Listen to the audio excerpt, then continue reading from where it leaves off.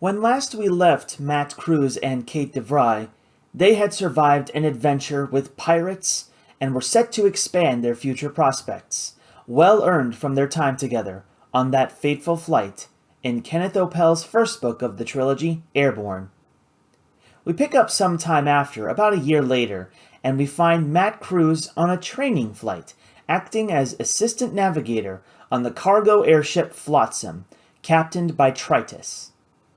The story is kicked off when Tritus makes the truly foolish decision to fly into hurricane weather, and they barely survive a downdraft in the storm, costing them much of their ballast. Thereafter, safely above the hurricane cloud layer, the crew sights the ghost airship Hyperion, famed for its disappearance and presumed to hold the vast wealth of Grunel, this world's great man of the modern age. In attempting to climb the deadly height and salvage the airborne treasure hoard, Matt has to intercede to bring the airship safely down before they lose their lives. If you caught my supplemental last time about the world of Kenneth Opel's Airborne, you might remember my hypothesis about the distinct lack of legal control and equity in the industry and culture of airship operations. Based on the prevalence of air pirates and the hypothesis of firearms used to suppress mutinies rather than as a serious defense, I concluded that a distinct inequity between airship commanding officers and their crews would allow for abusive relationships that incentivize mutiny and subsequent piracy. The way the first chapter portrays Captain Tritus's relationship with his crew seems to support that conclusion. The way he is utterly intolerant of collaboration and deliberation, expects unquestioned obedience, and exercises poor judgment, while demanding that no one question that judgment, is more than enough reasons for crew to mutiny, especially when the survival of the ship and crew is at stake. If Matt didn't commit mutiny, as supposed, the crew would have died of oxygen deprivation, and the airship likely would have burst its gas bags and fell fatally back to Earth. After they survive and barely arrive back to port, Tritus dismisses Matt and presumes to attempt repairing and reprovisioning his ship just to have another chance at salvaging the Hyperion. In addition to finding out after the fact that his navigator, Domville, died from the ordeal, we hear nothing of any consequences for Tritus following the near airborne disaster. If this were happening in our real world, we can reasonably expect that Tritus would be stripped of his captainship, charged and tried for endangering the ship and crew, not simply for their own sake, but also for costing the airship operators a vessel and whatever cargo and revenue would be lost. The Flotsam may not have carried any cargo when the incident occurred, but they were expected to receive a cargo for shipment at their destination.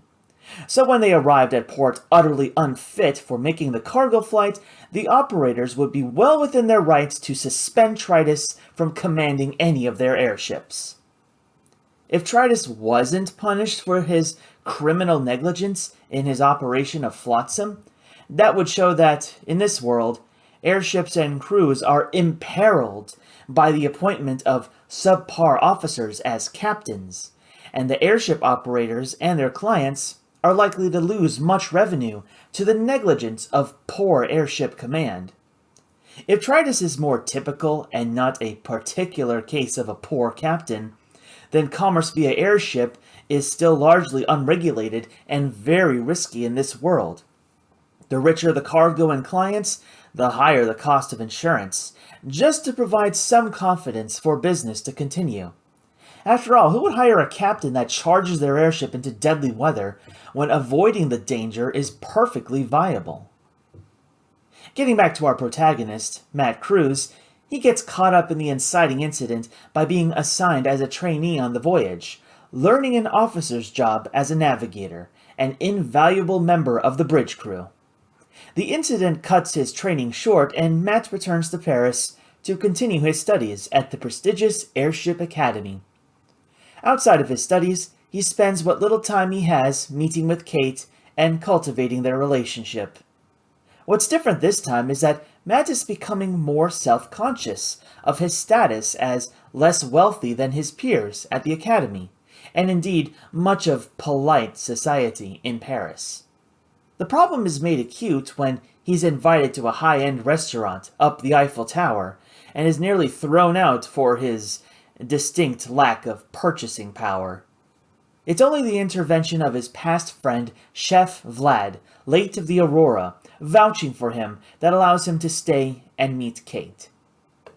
When Kate finally arrives, what drives their meeting is the sighting of the Hyperion, derelict and lost to the heights, and with the prolific fame of her owner and last passenger, Grunel, that promises a haul of treasure fit to draw anyone looking for wealth.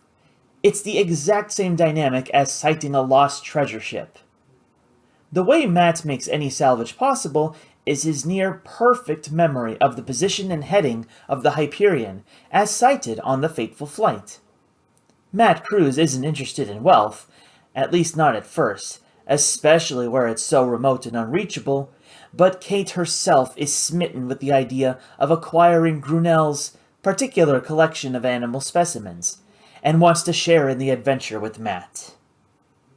Matt's interest in the venture to salvage the Hyperion is sparked and then grown when he returns to the university, reports to the dean, and learns of the death of Domville, the one decent man aboard the Flotsam, and the intent of Tritus to salvage the Hyperion. The death of a good man, and the thought of an indecent man acquiring the wealth irks Matt greatly for the injustice of it. So when a presumed member of Grunel's family requests Matt to give the coordinates of the Hyperion's sighting, he's more inclined to go and let them have their claim to the late family member's possessions, never mind wealth. It isn't until later, after a deception and run-in with yet more pirates, and his rescue by a woman who is also pursuing Grunel's treasure ship, that Matt is confronted with his dilemma. In his schooling, Matt is not performing so well, and unless he improves in his studies, he risks not being accredited as fit for work on an airship at a higher level and pay grade. Unlike his wealthier student peers, if Matt doesn't find better prospects after his time at the Airship Academy, he'll have wasted his time there, and have little prospects to support himself and his family back in Lionsgate City. Matt goes to find Kate and speak his mind on the matter and everything that's happened. What pushes him to make his decision is witnessing Kate's interaction with what seems a truly formidable rival for her affections in Hal Slater.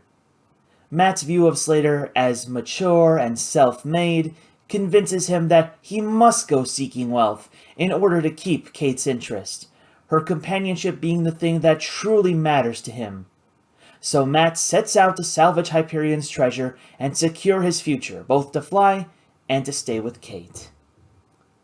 While we don't see much from Kate's perspective before their adventure to Hyperion begins, we can tell that Kate has been busy, and in very particular ways as far as Matt is concerned. She literally flies into the story playing the part of daredevil ornithopter pilot that almost literally flies into the Eiffel Tower where Matt is waiting for her.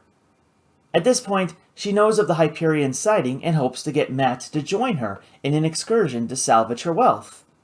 Without Matt's knowledge, Kate had been taking ornithopter lessons, and we can safely assume that she did so to get closer to Matt, whose love of flying brought them together. Despite Matt's latent fear that Kate would lose interest in him for lack of wealth and high society living, it seems Kate is more inclined to keep close to Matt and share in his world than even Matt realizes. Later in the story, when the two are imperiled, Kate also demonstrates proficiency with a firearm and defends Matt with it. Notwithstanding the twists and turns of the story up to that point, it appears that her willingness to fight pirates in the past and her will to defend Matt from danger suggests that not only did she take lessons beyond scholastic study and ornithopter filing, but also at least basic firearm training, probably in preparation for any other adventure Kate and Matt would partake. In a world full of pirates, it is well conceived. At the same time, Kate maintains her interest in searching for and discovering and documenting the new forms of life they encounter on their voyage. While Matt is fearful of Kate losing interest in him in favor of the seemingly more accomplished Slater, it should be clear from what we do see of Kate's interactions that she's trying to keep good faith with the airship captain they need to make the salvage, and indeed later survive the story. In other words, when Kate says she's making nice because they need Slater first and foremost, we should have more than enough reason to take her at her word, even despite Matt's insecurity. Indeed, this insecurity in the face of competition with Hal Slater is one that's risen again from what happened in the past story with Bruce Lunardi.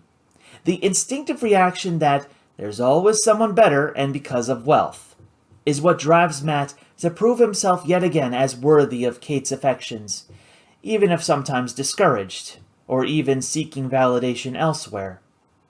Matt's want of Kate's attention blossoms into fantasies for what he would acquire with the riches aboard the Hyperion. Matt fantasizes about having everything equivalent to Hal Slater has, and more. His own ship and crew, the best of everything, just so he can have what he really wants.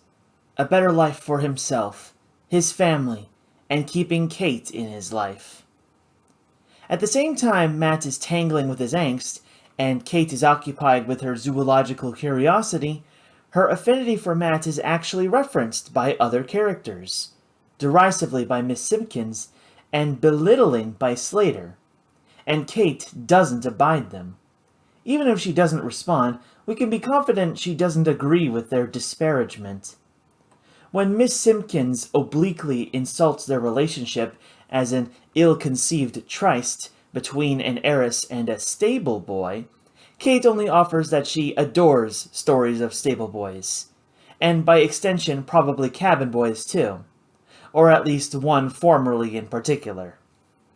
When Hal Slater is dismissive of Kate's interest in airborne zoology, I imagine she's easily reminded of how much she prefers Matt's attention and interest.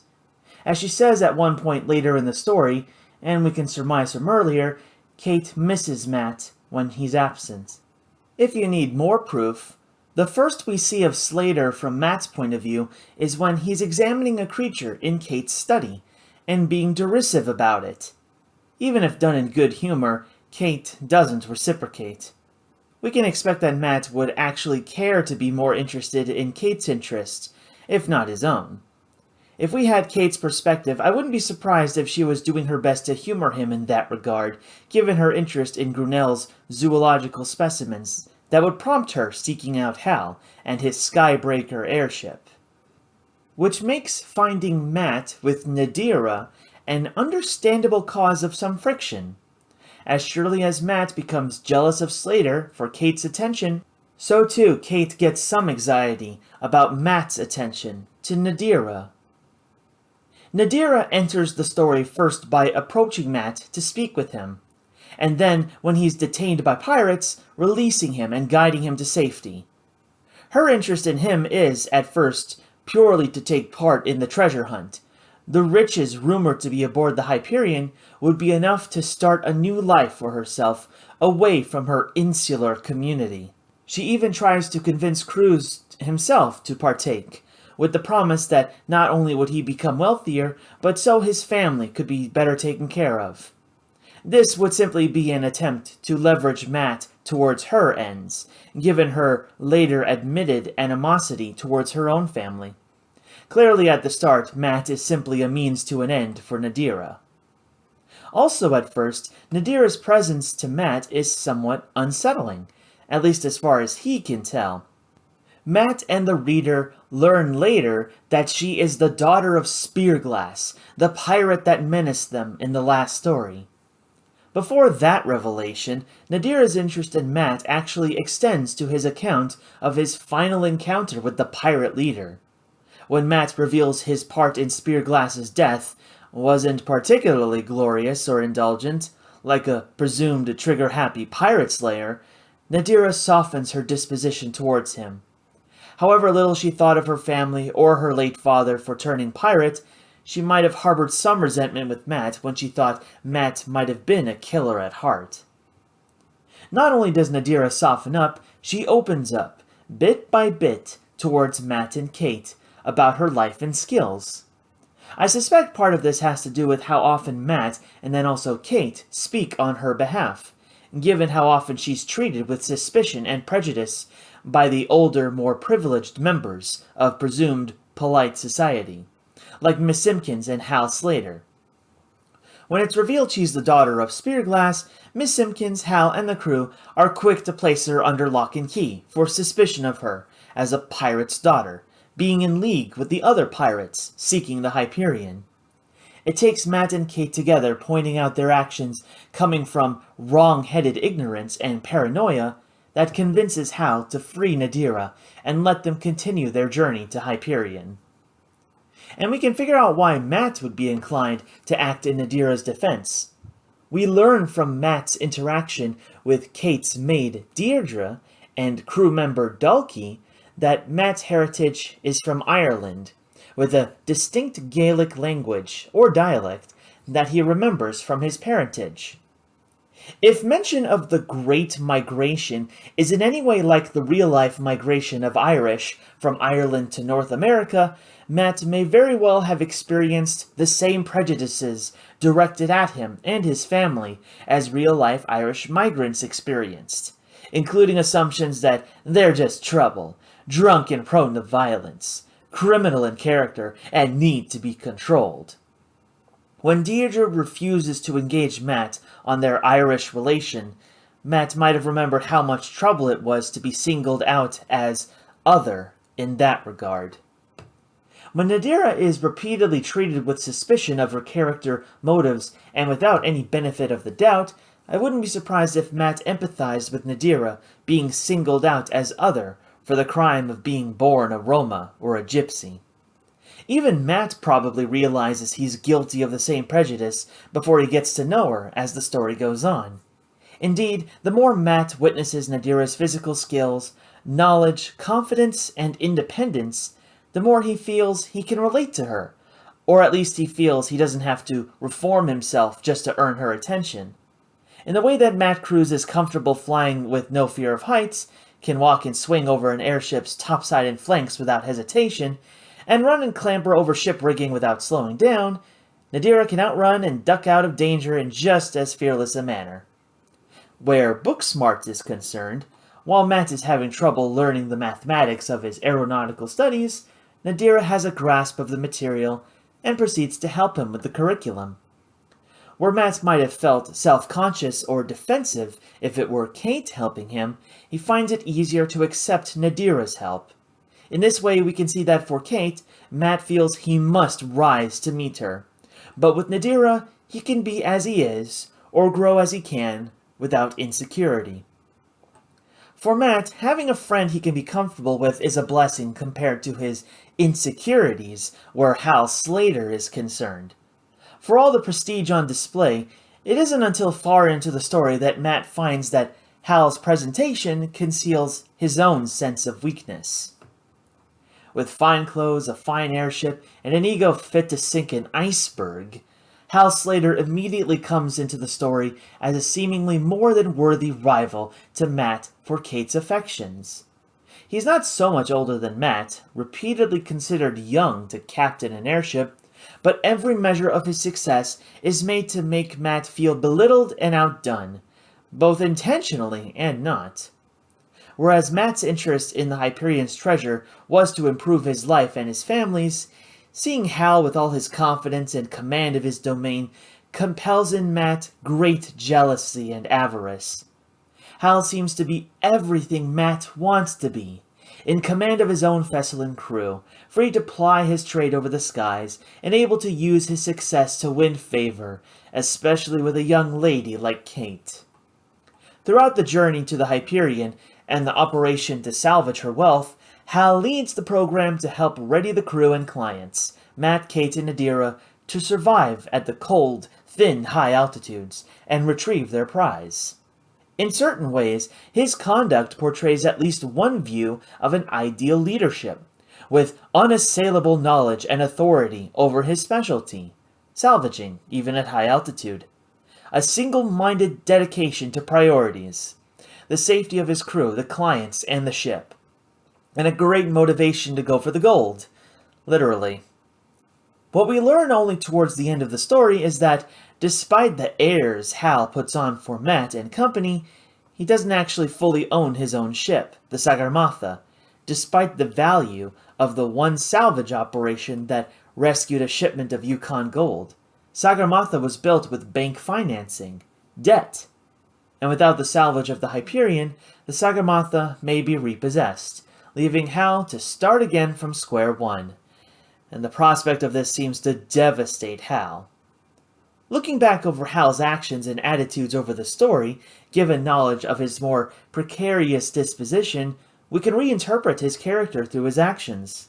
These include courting Kate DeVry, consistently suspecting Nadira of subterfuge, thinking little of Matt's experience, skill, and bravery, neglecting personal safety, and getting frustrated with the unforeseen mishaps during the story. We can guess that courting Kate is like an insurance against a bad salvage, and if he loses his ship, at least he won't be forced into austerity. Not with Kate's family wealth. Suspecting Nadira also makes sense, not just by any latent prejudice for Roma gypsies, but also with the knowledge that armed and violent pirates are after the Hyperion as well. He would see Nadira as somehow most likely to betray them, and cost him everything that way. As for going through a salvage operation armed, we see that, as far as Hal is concerned in his line of work, being armed and ready for trouble is a necessity. Whether this is a self-fulfilling prophecy is another question. However highly or lowly he thinks of Matt Cruz, at least at first, probably has more to do with the possibility that Hal just doesn't know Matt very well, much less his character and his judgment, at least until he's forced to welcome Matt to the crew, upon the death of one of his own. Up until that point, Hal had more than enough reason not to take any risks using Matt as a new crew member, but after losing Dalkey to the sky-dwelling Aerozoans, Hal is willing to take a chance on Matt. This leads to another mishap that, while seemingly placed on Matt, as far as he and Hal are concerned, should really fall on Hal's misjudgment. They reach the spot where the Hyperion is supposed to be, and with a stern questioning from Hal, they make their way to a different spot where the Hyperion might be. They happen upon the Hyperion when Hal takes his airship through a cloud bank, where Matt in the crow's nest cannot see, and upon exiting the cloud bank, have a too-close run-in with the Hyperion, collide, and lose the function of 2 of the 6 engines on Sagarmatha. This makes salvaging the Hyperion harder, and Hal is quick to decide it's Matt's fault. Never mind that taking Sagarmatha through a blinding cloud bank is foolish to begin with. As an aside, in real-life aviation, flying is delineated between visual flight rules and instrument flight rules. Visual flight rules means you fly based on your ability to see, while instrument flight rules are based around what equipment you have access to, foreseeing what your eyes cannot. Since this setting doesn't have radar or radio-guided air traffic control, nor widespread airship-mounted equipment for seeing through darkened clouds, the equivalent of visual flight rules would apply.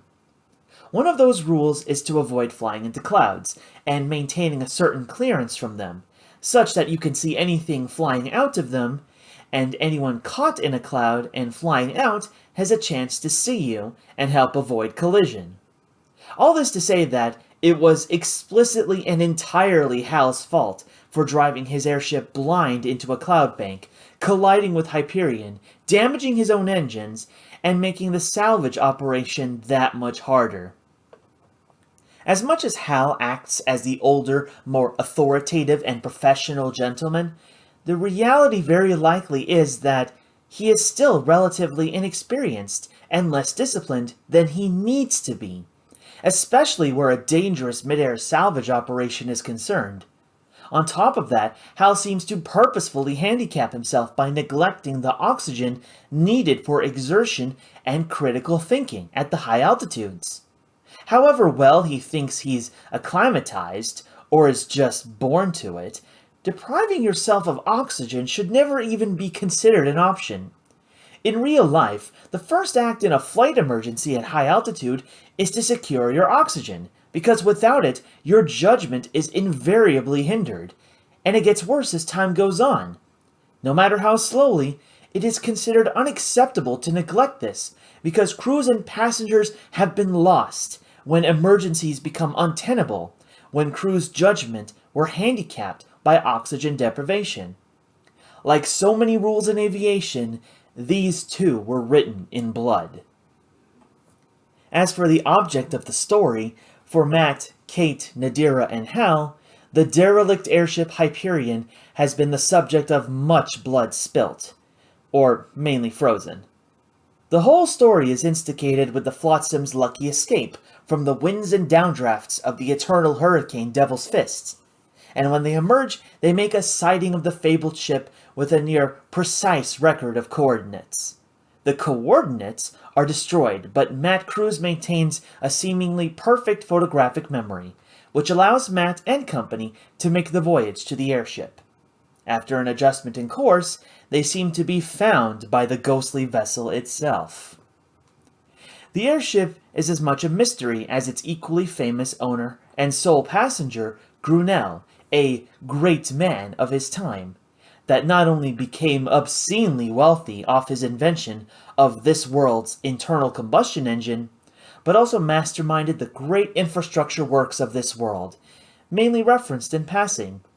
His final call to fame is the infamy of his disappearance, with all his wealth and worldly possessions loaded onto Hyperion, the airship he designed and commissioned.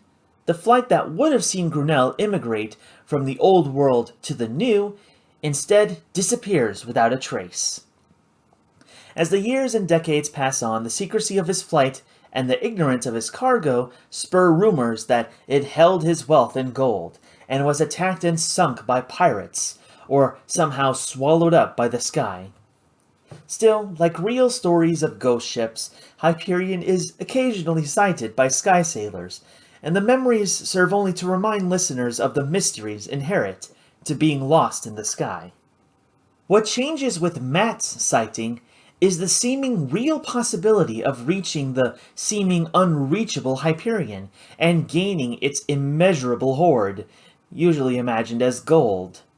As far as Matt first believes, it's still unreachable. A sighting with coordinates goes only so far. But the involvement of Nadira and Hal's Sherpa crew, with their particular skills, adds more to the mystery of Hyperion and her passenger, Grunell. Nadira has a key that is believed to be a copy of the one made exclusively for Grunell to protect his wealth from pirates via a ship-destroying explosive trap. Hal's Sherpa crewmate, Dorje, specializes in the improbable science of predicting wind patterns aloft in a manner precise enough to find a vessel lost to the depths of the sky. Despite being inoperative and its crew long deceased, the Hyperion itself rides the winds in a way that makes it seem living and dangerous to approach. Upon entry, the crew finds the vessel inhospitable, not just by the suffocating thin air and the biting cold, but also by the unfamiliar sounds and atmosphere that might indicate life when there can only be the dead. The airship is haunted by the sudden catastrophe that wiped out the crew and left it adrift. In addition, despite the hopes of everyone, the hoard of gold they hope to find isn't accessible. It's hidden behind layers of inscrutable security and even more inscrutable spaces. Besides the museum-like exhibition of the Dead Zoo, the nested safe of Grunell's personal quarters, watched over by his long-dead eyes, and the experimental frozen garden and livestock coop, the most central feature of the vessel that held his most important secrets was the engineerium. Besides the experimental devices and many work tools scattered about, after some investigation and latent frustration at no chest of gold, Matt and Hal come upon and eventually recognize the singular device that Grunell worked on and christened his most consequential creation, the Prometheus engine. Rather than an elaborate treasure ship, the Hyperion is much different. It's a home and a safe place for Grunell to perfect his creation, away from prying eyes and thieving hands of his, at first, unknown enemies. The fact that Hyperion was apparently wrecked without malicious human involvement only increases the wrongness of what happened to all on board. The only viable non-supernatural hypothesis comes from Cruz and his experience aboard the Flotsam. A storm force downdraft threatens the ship with destruction, forcing the expenditure of all ballast. Then an equally powerful updraft forces the ship up into the suffocating high altitudes, incapacitating the crew before they can recover, leaving them to die with naught but a whisper. What we know of Grunell at first only comes from popular knowledge as spelled out by Kate at story's beginning. Later we learn more about Grunell when the group explores the Hyperion and finds the journals of both the airship's captain and Grunell himself. We also get some impression of Grunell from the group as they go through the ship and Grunell's possessions. As far as Kate knows and informs the group and reader, Grunell was scientifically brilliant and a proficient engineer, and benefited greatly from his projects. His status as a great man comes from practically inventing life as the characters know it in their world, internal combustion engines and all, while also being secretive and morbid in certain unspecified ways. Kate makes notes of his estrangement from his grandchildren, for one. The characters learn more about Grunell in absentia as they go through his airship Hyperion and the Dead Zoo and Engineerium and Vivarium, as well as his personal quarters. After seeing all the dead specimens of extinct or near-extinct creatures in his own personal exhibit, Grunell could be seen as intrigued by the unique aspects of zoology, even cryptozoology. But being typical of his class, killing and displaying them for his own personal collection was more important than keeping them alive for study or even preservation. Grunell was apparently not as interested in the science nor the ecological implications of the unique creatures, as much as simply collecting what piqued his curiosity. It becomes clear that where Grunell's passions really lie is in his inventions and their applications for advancing human society, as browsing the inventions of his engineering portray. Apart from his more tangential creations, the very focus of his efforts and last voyage was the creation and perfection of what he called his Prometheus engine, a machine designed to convert concentrated sunlight and water into electricity and the famed lifting gas hydrium. Initially, the characters don't realize the value of the Prometheus engine when they first see it, much less its importance, until later when they recover Grunell's journal and discover inside sketches of a magnificent airborne society, as conceived by Grunell. Matt Cruz, for one, is spellbound by the concept and the beauty of the kind of life that he himself would love to achieve. Matt always felt more at home airborne than anywhere else, and in some ways Grunell himself achieved this with his massive wealth and engineering success. First a great airship with which to make a flying home, and in his own mind's eye, a flying metropolis where so many more can make a home among the clouds. Even the sheer impracticality of the concept only made it more beautiful to Matt. It is only after returning and examining the Prometheus engine and its inspiration from the sky-dwelling Aerozoans, captive in the vivarium, does Matt make the connection. The engine would literally uplift humanity, providing the power and lift needed to make a city in the sky a viable home. Not only do Matt and company figure out Grunell's true purpose for his final airborne voyage, but also discover the true worth left behind. Not simply a hoard of rare yellow metal, but a device that would be invaluable for allowing people to live in an utterly new and erstwhile inhospitable place, off the ground at the high altitudes. In the way that the world was revolutionized by Grunell's invention of the internal combustion engine, so too would it be revolutionized again by the Prometheus engine. Alas, it would not be so simple a second time, because, as Grunell writes in his journal, he couldn't make his invention in peace while in regular society, He had to take his work airborne to try and avoid trouble from someone he knows. We later learn who else has been pursuing the Hyperion and Grunel's work in turn, and it's not the pirates with the keen interest, but the Aruba Consortium.